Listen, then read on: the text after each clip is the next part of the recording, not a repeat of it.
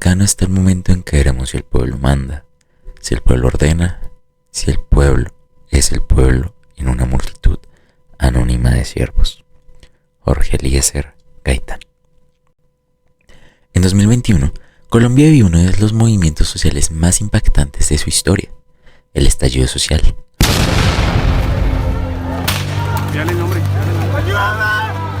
Miles de ciudadanos salieron a las calles en todo el país para expresar su inconformidad ante una serie de problemas que venían acumulándose por décadas. En este día exploraremos las causas, los actores principales, los momentos más importantes, las repercusiones de este movimiento que marcó un antes y un después en la historia de Colombia, además de cerrar con un llamado a la acción. A parar para avanzar, viva el paro nacional.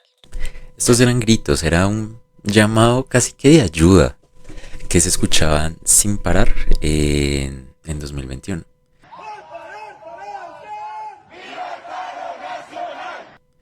Yo soy Alejandro y pues precisamente voy a hablar de ello, de qué fue el paro, qué fue lo que realmente sucedió, porque pues bien se sabe que desinformación es lo que más hay en este país. Entonces bueno, arranquemos. ¿Qué fue como tal el estallido social? O sea, antes de como ponernos a hablar de más, ¿qué fue lo que realmente sucedió y qué fue lo que pasó?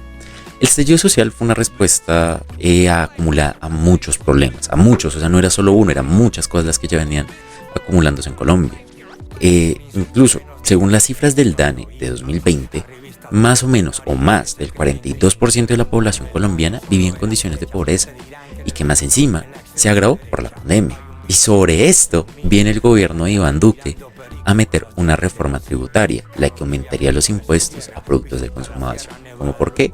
No sé, pero la vino a meter ahí y terminó de explotar la olla a presión que tenía Colombia en esos momentos. A ver, esta reforma, como ya dije, lo único que hizo fue explotar. O sea, era como si tuviéramos una montaña de papel y simplemente le tiramos un fósforo con gasolina encima. Duque terminó de tirar el fósforo y más encima le echó un poquito más de gasolina. Sin embargo, esto no fue lo único. O sea, de verdad, las raíces de esto vienen desde mucho antes. Sin embargo, como bien los problemas vienen desde hace mucho, asimismo desde hace mucho viene un movimiento. Y es un movimiento de los jóvenes. Entendemos que varios jóvenes están organizados como colectivos, pero ninguno de esos colectivos está representado en este comité del paro nacional. Queremos demostrarle que la juventud tiene poder y que ese poder lo hace crecer aún más. Jóvenes que buscan no quedarse, como dicen coloquialmente, no comen completo. Y ese es precisamente. La juventud desempeña un papel clave en las protestas, exigiendo oportunidades y educación accesible. Mientras los sindicatos y organizaciones indígenas como la Minga se unieron para exigir justicia y reformas estructurales. Es una de las pocas veces, aparte de cuando juega Colombia, que todo el país se unió. De los rolos que pelearon bajo la lluvia y el sol. Se unió por una misma causa, que era tener realmente libertad. Digamos que en Colombia se formaron dos bandos. Por un lado estaba el bando de los jóvenes, de los estudiantes, de los trabajadores, de sindicatos, como ya dije, de la Minga o de diferentes grupos. O sea, de verdad que era impresionante la cantidad de gente que estaba apoyando el paro. Pero asimismo, para pelear o para que haya una confrontación se necesitan dos, y la contraparte era el Estado. El Estado tenía a su jugador estrella, a su muro, que pues era la Policía Nacional y el SMAT. SMAT, que se vio envuelto en una infinidad de controversias, de denuncias, entre las que se incluían abuso de poder, violaciones de derechos humanos. También hay algunos casos en los que se reporta abuso sexual. Además, organizaciones como el Human Rights Watch documentaron casos de represión y violencia. Para, digamos, hacernos idea, un testimonio de una manifestante dice lo siguiente: el Estado utilizó el miedo como herramienta, pero nosotros respondimos con arte, resistencia, unidad. Porque aunque muchas personas creían, pues dentro del propio equipo, digamos, de quienes buscaban esta libertad, habían pues quienes obviamente se enfrentaban de formas más pues violentas, agresivas, pero esto no fue lo único. Muchos grupos lo que hicieron fue representaciones artísticas, hay una cantidad de canciones absurdas al respecto, se hicieron, o sea, los músicos salían las personas que estudiaban teatro, se colgaban desde puentes, o sea, la única forma de combatir esta represión no era solamente con violencia, sino como lo dice esta manifestante, era arte. Suena otra canción protesta, pero no la llamen terrorista.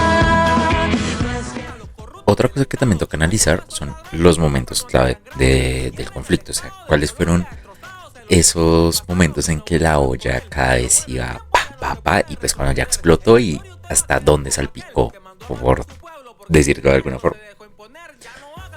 El principal y el más importante, creo yo, es el primer paro nacional, el 28 de abril, o incluso en algunos sitios, en algunos reportajes, se encuentra como el 28A, que pues marcó el inicio de las protestas, de los cacerolazos, de una cantidad de cosas.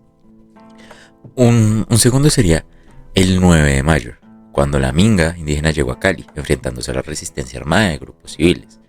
Otra es la noche del 3 de junio, que fue el cacerolazo global, que se aplicó en varias ciudades del mundo, pues apoyando el movimiento pues, que está viendo Colombia. Eso es otra cosa.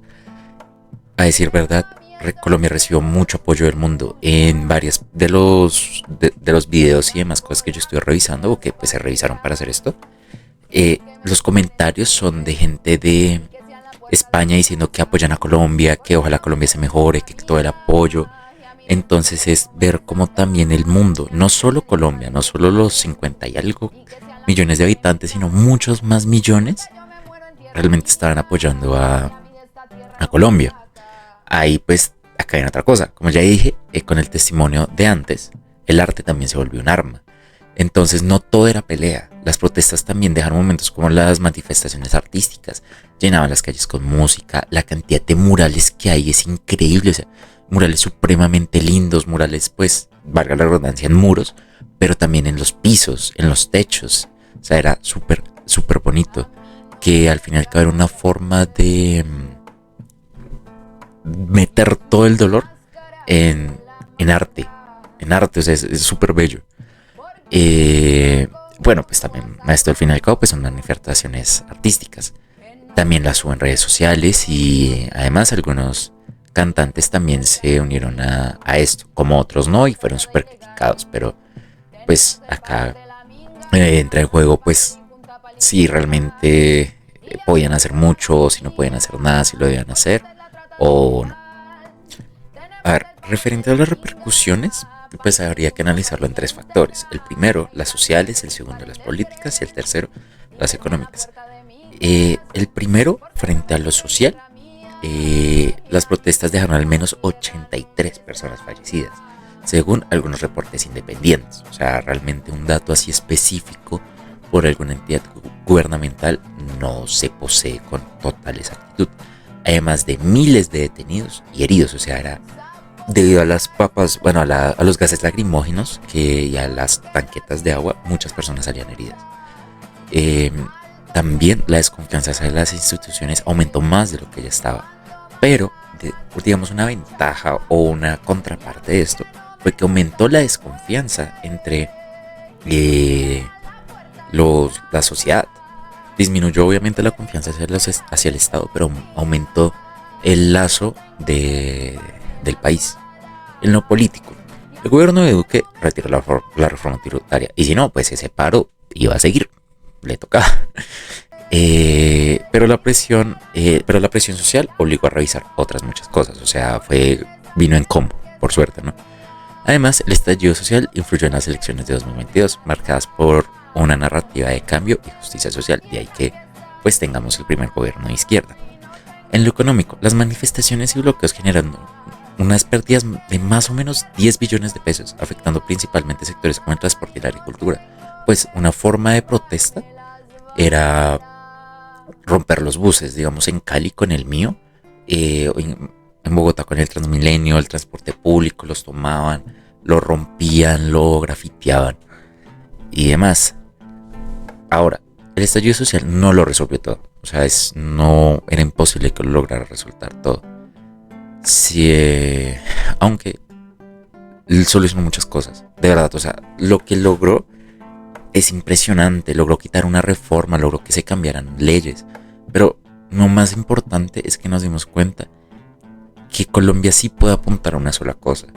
Que por más que tengamos muchas diferencias, siempre va a haber algo que nos une.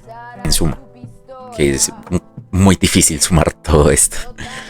El estallido social de Colombia, o el paro nacional de 2021, fue un grito colectivo que resonó en todo el mundo. O sea, si no recuerdo mal, incluso en New York salían colombianos, salían personas, se juntaban. O sea, ya lo dije muchas veces, pero fue muy bello. Aunque queda mucho por hacer, la verdad queda mucho por hacer. Marcó un punto de inflexión en la historia, sí, marcó un punto de inflexión como sociedad. Pero tenemos que aprender, tenemos que entre nosotros, porque nosotros somos un país muy dividido por muchas cosas, donde nos matamos si uno tiene una camiseta de fútbol de un equipo distinto al nuestro. A Colombia le queda mucho por hacer, porque la paz no se construye en silencio, sino con voces unidas por el cambio. Y un verdadero cambio, ¿no? No, o sea, no un gobierno del cambio que no cambie mucho. Pero pues bueno, eso ya son otros cuentos. Entonces, un llamado a la acción es juntarnos. Colombia es más que izquierda o derecha. Colombia es más que lo que se pinta al exterior. Colombia somos nosotros mismos. Somos Colombia. Así que bueno, yo, Alejandro, después de hablar mucho, pues les agradezco por haber visto esta vaina. Sí, no sé, denle like para llegar al 1.000.000. Y nada, ojalá al menos algo se les quede. Y le hacemos fuerza a la semilla, y porque usted la trata de ilegal, tenemos el power de la minga, power y junta para alimentar.